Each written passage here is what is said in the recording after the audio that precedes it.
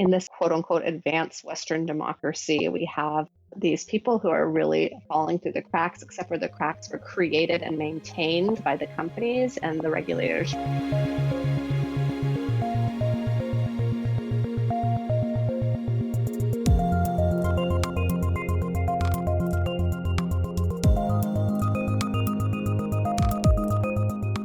Hello and welcome to Tech Won't Save Us, a podcast that hopes this coronavirus pandemic will finally take Uber out once and for all. I'm your host, Marx, and today I'm speaking with Veena Dubal. Veena is an associate professor of law at the University of California, Hastings. Her work focuses on the intersection of law, technology, and precarious work. She's also written for the Los Angeles Times and The Guardian, among others. Today we're speaking about how Uber misclassifies its workers and the long fight to get employment recognition for Uber drivers. If you like our conversation, please leave us a 5-star review on Apple Podcasts. Make sure to share it on your social media and with any friends or colleagues you think would be interested in our conversation.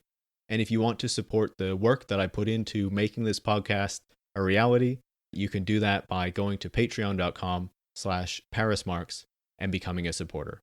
Thanks so much and enjoy the conversation. Veena Dubal, welcome to Tech Won't Save Us. It's such a pleasure to join you. I wanted to start because you've obviously done so much work on Uber and how it classifies its drivers and kind of the issues that arise with the classification of an independent contractor. So I was hoping just, as we start off this conversation, if you can explain why it classifies workers that way, what the problem with that is, and how being classified as an independent contractor really affects the workers and denies them of certain rights.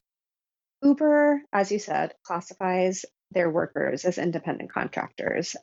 In the US, as elsewhere in the world, more so in the US than elsewhere in the world, but a lot of our social benefits and our safety nets come through work. And specifically, they come through employment.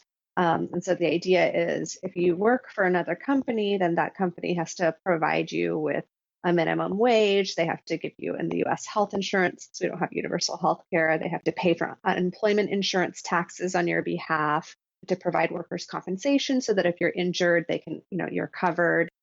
Everything sort of comes through the medium of the employer. So being an employer is expensive. It is a responsibility that policymakers have decided to put on corporations that, you're the ones that are making the business decisions. You're the ones who are deciding where profit goes, and therefore you are going to bear this responsibility. And that's just sort of our political reality. Because it adds about a third to costs overall, to labor costs overall, employers often feel motivated to lower their overhead by trying to misclassify their workers, to say, we don't have employee workers. We have these sort of independent small businessmen or women or people who are working for themselves. And we just are the middle entity connecting the consumers to the actual small business people. And that is the fiction that the entire gig economy, including Uber, was built on, that somehow Uber, the corporation, is not an employer to all of these drivers, but they are just a platform, a technology platform that connects drivers to riders. And they did that because it massively lowers their costs. I've studied the transportation, private transportation ride-hail industry for a really long time.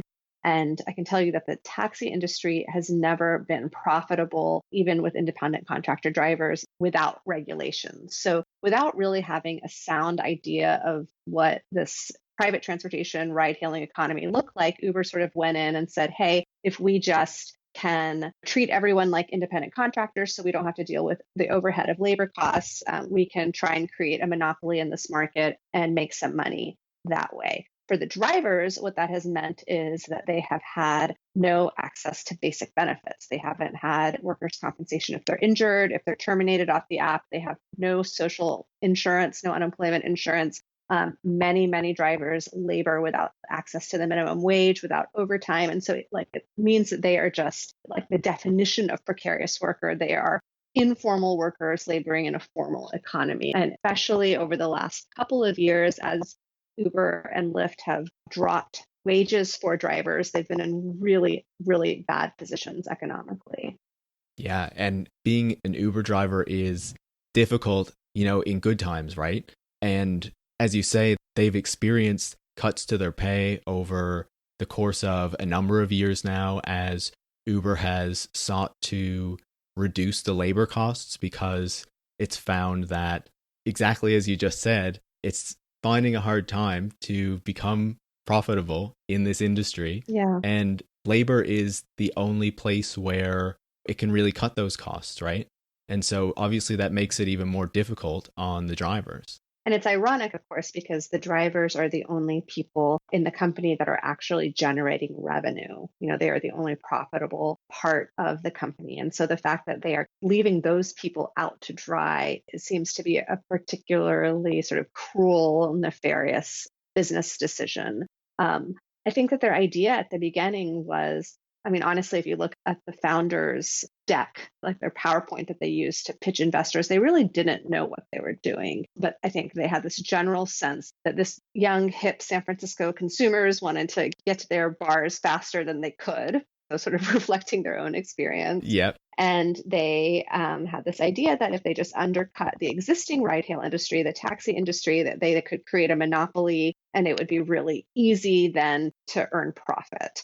And so the model that they have been, and I think that they thought they could do that in, probably under 5 years, the model, what they've found, of course, is that it's much more complicated than that. There are a lot of frictions and what they would call inefficiencies that they hadn't accounted for, including that, when you take on the responsibility as a business of transporting human bodies, there are accidents. There are inherent dangers, and that someone in the ecosphere of that industry has to take the responsibility. So we started seeing problems probably about 2 years into Uber's, maybe it was just a year into Uber's founding, UberX. You saw like a young girl in San Francisco dying. She was a 5-year-old. She was killed by an Uber driver who was looking for work on, I think, New Year's Eve or New Year's Day. And it was the first instance, I think, where all of a sudden people in, the general population who use these services and policymakers and Uber themselves, perhaps,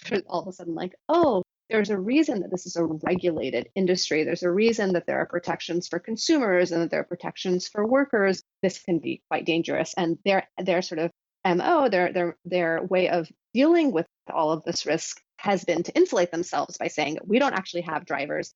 We have independent contractors. And it is those drivers, these low-income workers who are on the margins of the economy, who should bear the risk if someone is injured. It is the low-income immigrant worker who should bear the risk if we terminate them off the app. We, Uber, bear no responsibility. And that is precisely what this independent contractor model is about. It's about making sure that they don't have responsibility to consumers and they don't have responsibility to drivers. And over the course of the last few years, as they have, as you said, dropped income precipitously for drivers in order to try and turn a profit, it has really backfired on them. Workers who maybe were okay with their independent contractor status because they were making enough to live and they didn't want to, ruffle any feathers, have become so angry at this company that there's sort of a unanimous sense among the workforce that things need to change and they need to change fast. I feel like it's so frustrating because I feel like we see this model kind of repeated over and over again, right? With these founders who don't completely understand an industry that they want to get into, and yet they do, and then they're subsidized by massive venture capital to just kind of go do whatever they want and try to monopolize this industry that they don't completely understand when they get into it, and then that ends up hurting the workers down the line. Absolutely. The workers, the consumers, everyone. It's the venture capital model. It's the Silicon Valley model. And of course, we are seeing it with Instacart. We've seen it with WeWork. We see it over and over again. Sort of this mania-fueled idea that someone who has some charisma, Theranos, of course. Someone has this idea that they think they can make work. They convince everyone else that it's going to work, and they break a lot of things. Definitely. They break a lot of things in the process, including people's lives. I feel like, unfortunately, the aspect of the lives that are lost and that have been lost in Uber's growth was well chronicled in Mike Isaac's recent book, Super Pumped, about Travis Kalanick and about the founding of Uber, right? Yeah. And it's really troubling to read, especially in these kind of emerging markets or developing markets where they really did not pay attention to their responsibility to drivers. And, you know, a lot of people were put at risk, were harmed, and even were killed as a result of what Uber did in those countries. Yeah, absolutely. And a lot of the things that Uber continues to do in those countries, we see, for example, just in the last 6 months to a year, Uber rolled out these predatory day lending practices in India, and I believe it was Venezuela, where they were offering payday loans to drivers through their apps. And then they founded Uber Bank in America and the US, and they started talking about how, oh, well, we've been experimenting with these payday loans on, these essentially these brown bodies in the global South. And now now that we've perfected the exploitation, we're going to try and move it into the US. And they received really bad press about it. I don't know that they've actually ended up rolling it out in the US or whether they're planning on rolling it out in the US. But you can see like the potential for exploitation, where because they are just this model that's not profitable, that was sort of ill-conceived, they're just literally rolling around trying to find some place to lay where they can turn a profit. And so this payday lending model, this idea that, again, that they've experimented with in the global South, is based in this idea that they know exactly how much people have to earn per day to make a living because they have that data based on how much people work per day before they close the app, before they, throw in their hat for the day. Yeah. They know and they control how much those workers make. So if that worker needs a $20 loan, they can actually create the need for a $20 loan, and they can actually make them work longer and harder to pay off that loan with interest. Like, it is such a potentially extraordinarily exploitative model. And the fact that regulators allowed for them to operate and continue, honestly, in most places to allow for them to operate in the way that they're operating is particularly galling to me. It's particularly sort of tragic. Yeah, I completely agree. As you describe these things, I'm just like shaking my head. Like, it's so, it just makes me so angry. And, as you say, I definitely want to talk to you about, the regulatory piece of this and how regulators have responded. But before we get to that, obviously we are in the middle of this pandemic right now. Yeah. And that is hitting drivers in particular, right? Absolutely. Because they do have this contractor designation and they deal so much with the public. So in your research, what have you noticed so far in terms of how the pandemic is hitting Uber drivers and, gig workers in general? First, I really have to say that I feel your frustration and anger. I have been angry over the past 8 years, 10 years, but I feel really, really furious since this pandemic has befallen us, because I realize the extent to which these companies and the regulators that refuse to hold them accountable are directly responsible for the death of many people in the US and across the world. So we know, the first few weeks of the pandemic, and actually in just the second week of the pandemic, I had already talked to, I organized with a group of workers in California, the Rideshare Drivers United, and I was talking to drivers who are in different situations among the RDU members.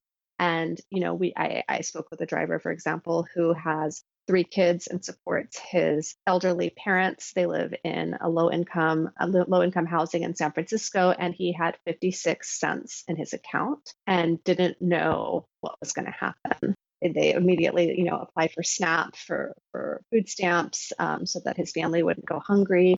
But he was really unsure of how they were going to survive in the coming weeks. And it's not just, oh, are we going to get evicted? It's literally, oh, are we going to physically survive this? What lays ahead for my family? And then I talked to a woman Lyft driver who is homeless and was homeless as a result of the gentrification of this area. She got bought out of her apartment. Her apartment building was sold to a new landlord, and they sort of gave everyone $1,000 to get out of the place. And she wasn't able to afford a new place. And she had been couch surfing while looking for a new place. And then the pandemic hit, and she was forced to go live with her abusive father. And I got a call from her one night, and she was in a frantic situation. She had called the police, and he was being abusive because he couldn't access his therapist because he wasn't, it was again the second or third week he hadn't gone to see the therapist. And I just thought, wow, like everyone who is already on the verge of a crisis or who is already in a crisis, this is just a crisis on top of a crisis. It's almost inexplicable. Like I cannot explain to you the anxiety and the anger and the fear and the voices in the lives of the people that I've been talking to. And then I talked to my friends in New York City, right as things started to get really bad.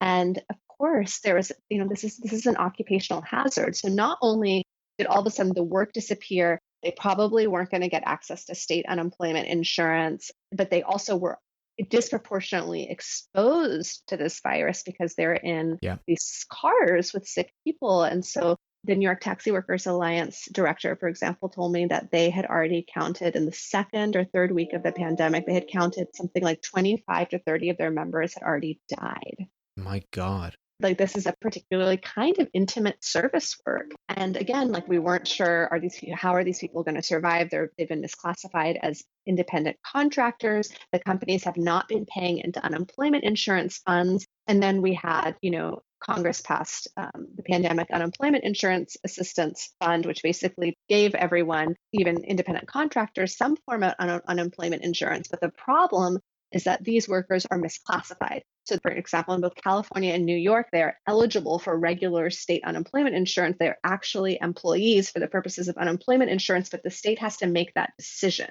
And these companies have been lobbying so hard. They've been lobbying Governor Newsom and Governor Cuomo really hard to make sure that the state doesn't treat them like the employees that they are, doesn't give them unemployment insurance. And so a lot of these workers today, to date, as I talk to you, today is May 20th.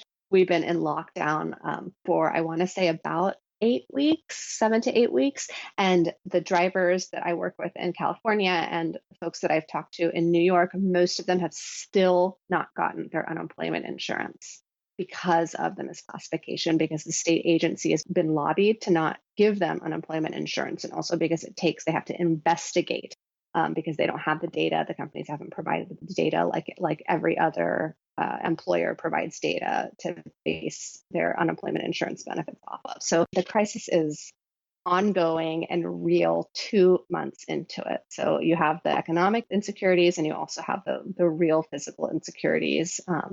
I talked to one gentleman in the Sacramento area who he hasn't heard anything still from the state unemployment insurance agency. And so he was like, well, my life has fallen apart. I've blown through my savings. I have to work. I don't have food. And he started working at Costco. And he finally got someone on the phone in this process, and they told him, well, now you're not eligible for unemployment insurance because you're working. Wow.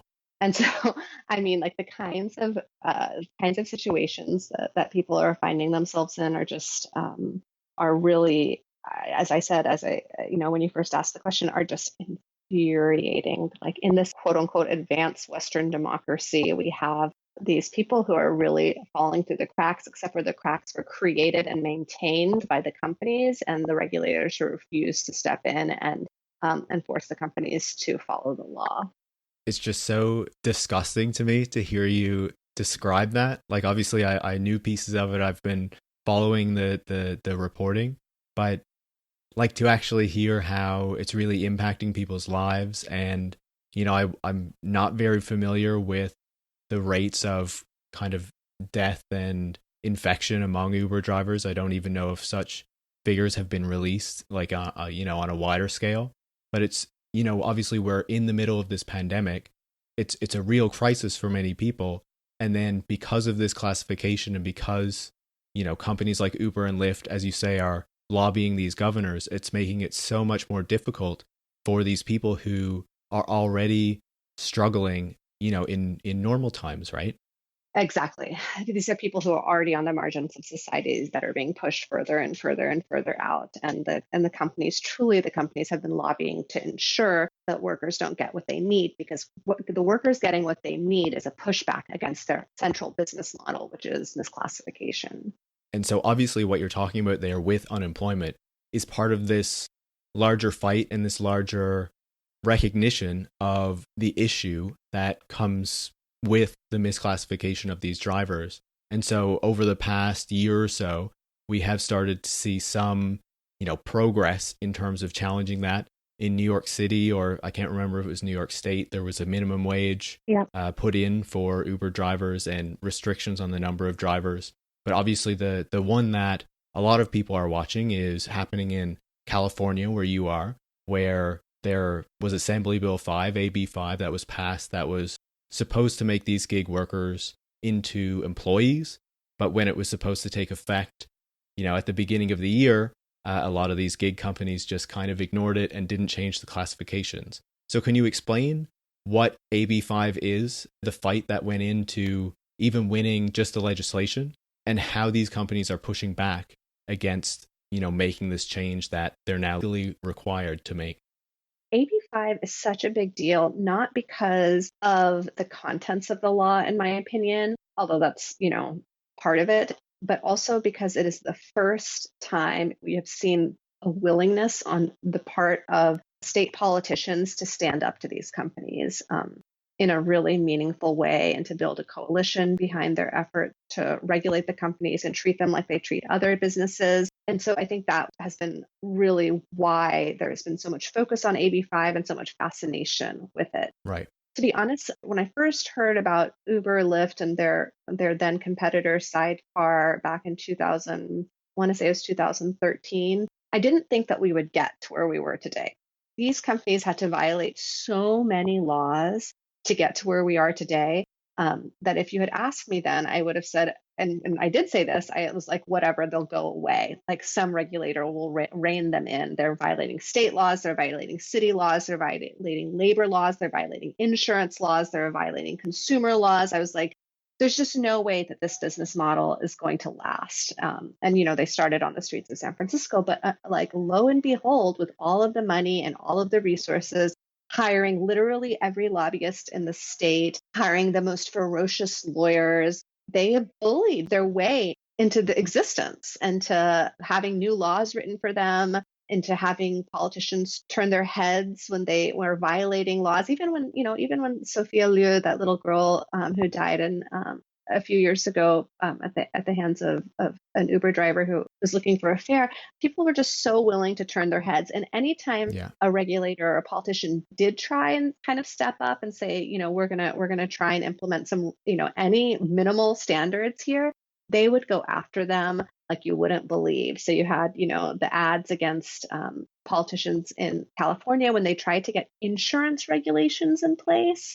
Susan Bonilla was just like her entire district was papered with ads showing her to be a petulant child, saying that she was in the hands of unions or whatever. And you had that, and Bill de Blasio similarly was peppered with sort of hate mail when he tried to do some early regulation in New York. I mean, journalists were followed, and we had leaks here and there that the companies were engaging in unscrupulous surveillance of politicians who stood in the way, or of academics that stood in the way, or of unions that stood in the way. And so, like, it was really like they used their money and all of their power to create this space for themselves. And then around 4 years ago, we started actually getting, brave journalists started recording what it was like to be a driver, and it started to get more and more and more into the public discourse that like maybe this thing that everyone was so excited about isn't so great, that maybe the people who are carrying your body from point A to point B are actually in really precarious situations. Maybe they're being exploited. Maybe this industry actually does need some rules. And so there was a lot of worker agitation. And I think the worker agitation is kind of what got the regulators to really start talking about it. And so, it's hard for atomized and dispersed workers to organize, as you can imagine, by design. But you didn't have unions that were willing to really invest a lot of money into organizing the sector because they risked being sued for antitrust violations. Like if these drivers were found to be independent contractors, then the unions could be sued for trying to price fix, for trying to get these businesses, these small individual businesses, to collude. And so unions are really reticent to step in. And in California and New York, you had the New York Taxi Workers Alliance in New York, and in California, you had the Rideshare Drivers United that did a lot where workers were doing self-organizing, where they didn't have anything to lose because they didn't have any money. If they were sued, so what? And so, we started to see more and more protests. We started to see even strike attempts, work stoppage attempts. And then something magical just fell into our laps in, it was April of 2018. And that was this decision from the California Supreme Court called Dynamics. And Dynamics changed the test in California from what's known as the control test to the ABC test to define who is an employee. So in most states in the country, you decide whether someone's an employee by how much of a right to control the employer has. And so all of these years, Uber has been saying, oh, look, we don't control where they go. They decide where they go. They decide when to open the app and when to close the app, and sort of relying on these, I think, really kind of bad legal arguments for why they are not the employer. But frankly, state regulators were afraid to go in and use the existing law because it was going to require a lot of lawyering, and Uber has a lot of resources. And so even though under the existing California law, and frankly, the law of most states, these workers are clearly employees, the control test is just ambiguous enough to where it was sort of scaring regulators off from actually doing anything and enforcing the law. And the ABC test, and again, this decision had nothing to do with the on-demand platform economy. It was like offline courier work. But they used this misclassification case to say, you know what, this is a little too complicated and doesn't send like a simple signal to the quote unquote marketplace. So we're just going to simplify the test. We already have this ABC test that's been used in other contexts since the 1930s. It's simple. The purpose of the laws are to protect working people, and this makes it much more clear. So the California Supreme Court adopted this test, and the central part of the test is control is important, but the most important thing here, employer, is the worker you're claiming to be an independent contractor, is he doing something different than what you do? And I think these tech companies, they looked at this decision and they said, oh shit. All of these arguments that we've been making about how we don't control our drivers, they're not going to fly anymore. The argument is much easier. It's much simpler. It's much harder to get out from underneath. Are these drivers doing transportation work, and are we a transportation company? And so immediately they decided, well, we have so much political power. Let's just pass a law that gets us out from underneath this Supreme Court decision. And so, I have to say, like, the labor community here, the workers, the drivers, we were all ready to say, okay, well, we're going to have to fight whatever law they try and pass, And Assembly Member Gonzalez really turned things around. She said, forget that. This is the law, and we're going to codify it. We're going to take the existing law and put it into the statute, and we're going to put them on the defensive. And so instead of our defending the Supreme Court decision, we got to support a bill, Assembly Bill 5. And it's really hard, when it comes down to it, they don't have a lot of arguments. It's really hard to argue against giving workers a minimum wage. And there are not that many people who are gonna stand up in public comment or go to their state legislature with a good argument to say that big business shouldn't be providing basic benefits to their workers when you have mom and pop companies that do this, when Walmart does this, for God's sake.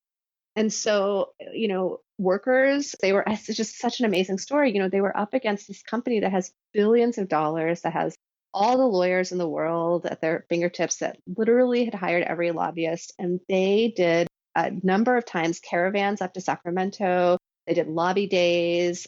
They spoke bravely during public comment to have their stories heard, no matter how scared they were that they were going to be retaliated against. They did a global strike. I mean, it blew my mind. In May of 2019, the Rideshare Drivers United called the strike. The New York Taxi Workers Alliance got behind it. And then you had drivers in Nigeria and India and Brazil all standing up and going on strike too, engaging in this work stoppage. Was just like completely remarkable. And the legislature listened. I had a baby during this time period. And so after the strike, I had the baby and I hadn't been involved in a lot of the conversations. I had I think it was like maybe 5 weeks old, a few weeks old when the law passed, and I had him in my arms and I was watching the bill online, and I just couldn't believe where we had come from, lawmakers just refusing to pay any attention to these like really, really awful stories and issues, to all of a sudden feeling empowered themselves to stand up to these companies. And the bill passed. It was like one of the most beautiful things I think I've seen in my many years of studying social movements, just to really see the effectiveness of organizing against big business and having it be effective. I absolutely love how you describe that, because I feel like watching the kind of organization among gig workers and how they are fighting back against these massive multinational companies with all these billions of VC dollars being thrown at them has been so encouraging, right? Over the past couple of years. It's so amazing. And it's because they have nothing to lose, because literally everything has been taken from them. I mean, so many of these workers are even they're driving to get out from the debt they've incurred from buying a car under false promises made by these companies. And they literally have nothing to lose. And what's been beautiful about watching them take these risks is also to see the relationships that have formed in the process, like the deep bonds that have been formed between and amongst workers, the kinds of kinship relationships that have been formed around this kind of class solidarity and solidarity of people wanting to see one another live better lives. It's been really, really inspiring and beautiful. Obviously, I completely agree. Before I let you go, I did want to ask you about one further thing.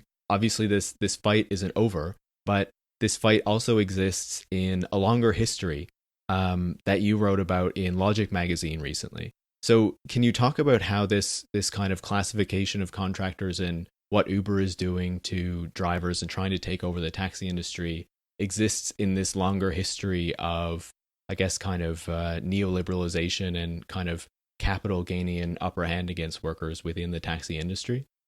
Yeah, so this idea that there is such a thing as an independent contractor for the purposes of basic benefits and social insurance and what have you is not actually, it wasn't a thing when the New Deal was passed in the US in the 1930s. Like, the New Deal was really an effort during the Great Depression to provide all of these basic living standards to all workers. And there wasn't this idea that there were employees and independent contractors for the purposes of safety net benefits. And it was really businesses in the 1940s and the late 1940s that invented this distinction and ultimately had it inscribed into law. And then, one of the first companies to take advantage of the distinction was taxi companies, where it literally, starting in the 1950s, but really meaningfully in the 1970s, you had taxi companies write to the IRS and say, hey, if we stop providing split fare wages to our drivers and instead ask them to pay to work for their shift, can we say that they're contractors for tax purposes? And the IRS wrote back and said, yeah, sure. Wow. So in San Francisco, workers after Yellow Cab went bankrupt because of the corrupt practices of its parent company in San Francisco. When they reopened their doors, they provided drivers with a contract to sign that said, you are no longer employees, so you lose your union. You are instead independent contractors. And people were like, okay, well, they didn't have a great relationship with the union at that time anyway. They didn't know what didn't, I think through what it meant to be an independent contractor in terms of safety net benefits. And they were like, I can hustle hard, pay my daily lease to have my taxi, and maybe even make more money than I was making as an employee of the company and a union member. And so a lot of people stayed in the game, and it worked because you have these regulations. The fare was regulated, the supply of taxis were regulated, all because of the union. And so, it was precarious, but there was some semblance of balance in the industry for many, many, many years until you got Uber and Lyft. And they are, as the taxi workers described to me, as a sort of more exploitative company, a sort of second stage taxi company in which the taxi companies, they got rid of their employees and used independent contractors, but they still worked within a regulatory framework, a municipal regulatory framework where supply was curtailed and wages were regulated, and so much as fares were regulated. And what Uber and Lyft did and Sidecar is they said, well, not only are we going to get rid of our sort of regulations around workers, we're going to say that these are independent contractors, but we're also going to not allow the state to regulate fares. We're not going to allow the state to regulate competition. And so you have this sort of free for all where workers have no way to predict their income because the companies change their fares willy-nilly. All of their fare calculations and their income calculations happen in a black box. And so there's no longer a union, there's no longer employment benefits, and there's not these basic regulations. And that is, I think, also why we have seen the amount of regulatory attention in the last year in California over misclassification more broadly, is because these companies massified misclassification. They made it even more precarious in these industries by sloughing themselves with these other regulations. And finally, political actors are catching up and saying, okay, well, we have to do something for public safety and for the safety of labor here. Yeah, and hopefully they win that fight. But I feel like knowing this history that you're bringing up with how kind of regulation in the taxi industry has evolved over time, and even just, recognizing that kind of piecemeal labor and these sorts of things, have a really long history through capitalism, right? Mm-hmm. This is not something that's wholly new, and it kind of shows that the claims that Uber and Lyft and these gig company makes that they are offering this really kind of innovative business model that lets people, take control of their own work is just completely false. That's absolutely right. I mean, there is no flexibility in this work. There's no autonomy in this work. As drivers tell me all the time, they have the flexibility to sleep in their car, to eat in their car, to work in their car. They have the autonomy to work frenetically and in a frenzy constantly. All these things about independence, all these tropes of independence and autonomy are false. They're not real. And I think most drivers will tell you that. I do share your skepticism, looking at the history of this. I don't know what's going to happen next. We have AB5. We have the state now trying to enforce AB5. You have venture capitalists, I think, sort of backing down from this business model as a result of these regulations. But I don't know what the next step is. And the only thing that I think workers have control over is their own labor. And I think the only real thing that I can predict moving forward is that there's going to be continued agitation. There's going to be continued labor demands. There are going to be work stoppages. And I think workers are going to become more and more and more strong and more effective. And, I think only good can come of that. I completely agree, and I think that is a fantastic place to leave it. Veena Dubal, thank you so much for talking to me today. It's been fantastic. It was a pleasure. Thank you, Paris. Veena Dubal is an associate professor of law at the University of California, Hastings. You can follow her on Twitter at Veena Dubal. If you liked our conversation, please leave us a 5-star review on Apple Podcasts.